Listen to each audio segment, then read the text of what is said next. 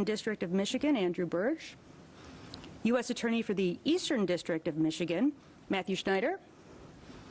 Any moment now, we will have the FBI Assistant Special Agent in Charge, Josh Hoaxhurst, and we have Michigan State Police Colonel Joe Gasper.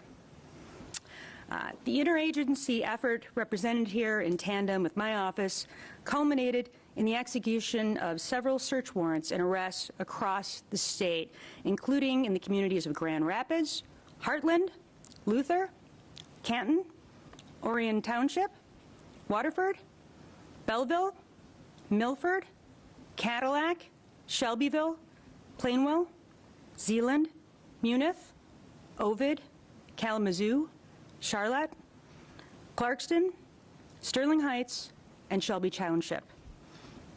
Our efforts uncovered elaborate plans to endanger the lives of law enforcement officers, government officials, and the broader public.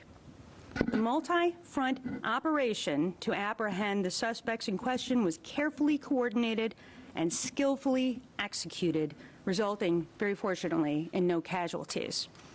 Now, before we announce the preliminary charges, I want to thank the hundreds of law enforcement officers who worked across agencies and across state lines, and we are very grateful for their safety. And with that, I'll ask U.S. Attorney for the Western District of Michigan, Mr. Andrew Burge, to tell you a little bit more about the effort. Good afternoon. Thank you, Attorney General Nessel. Last night, the FBI and Michigan State Police arrested 6 individuals charged in a federal complaint with conspiring to kidnap the governor of Michigan, Gretchen Whitmer.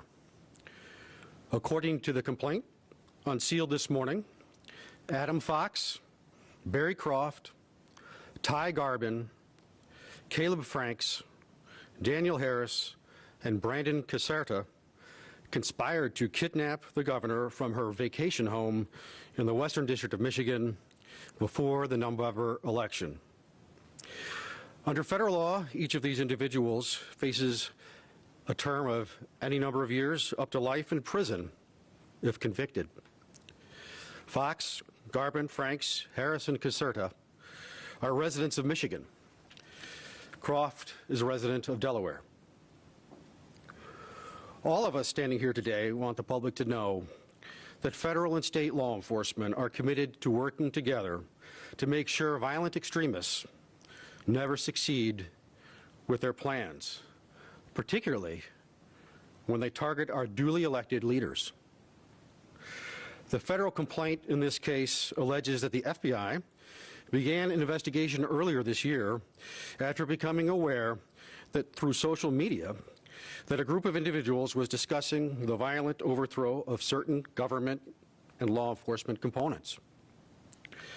Through confidential sources, undercover agents, and clandestine recordings, law enforcement learned particular individuals were planning to kidnap the governor and acting in furtherance of that plan.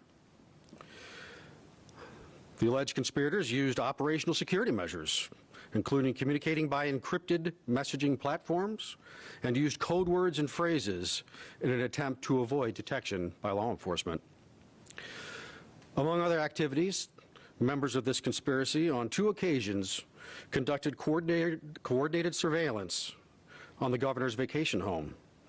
Fox and Croft, in particular, according to the complaint, discussed detonating explosive devices to divert police from the area of the home. And Fox even inspected the underside of a Michigan highway bridge for places to seat an explosive. The complaint further alleges that Fox purchased a taser for use in the kidnapping and that the group successfully detonated an improvised explosive device wrapped with shrapnel to test its anti-personnel capabilities. The FBI and state police executed arrests of several of the conspirators when they were meeting on the east side of the state to pool funds for explosives and exchange tactical gear.